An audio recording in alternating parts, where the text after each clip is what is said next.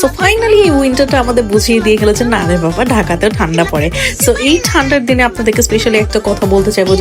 এখনকার সময় লাইক এই বছর আমি দেখছি আমার ফেভারিট যারা সেলিব্রিটি বাংলাদেশি, ধরেন তানজিন তিশা বলেন বা আরফান নিশো বলেন, শাকিব খান বলেন, সবাই মুভি ওয়ার্ল্ডে প্রবেশ করে ফেলেছে এবং তারা অনেক সুন্দর সুন্দরভাবে নিজের পারফরমেন্সের অ্যাকসেপ্টেন্সিটা সবার কাছ থেকে পাচ্ছে, লাইক ব্লেজিং স্টার।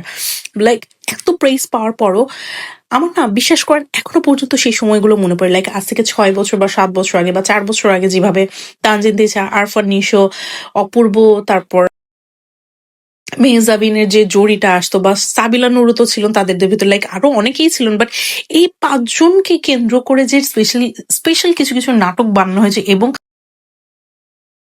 একজন যিনি মাস্টার আছেন আমাদের কাজল, আরফিন, অমি ভাই, যখন তাদের এই আর্টিস্ট গুলোদেরকে নিয়ে যখন খুব সুন্দরভাবে নাটকগুলো বানিয়েছিলেন এবং আমাদের সামনে এত সুন্দরভাবে অনেক অনেক নাটকগুলো রেখে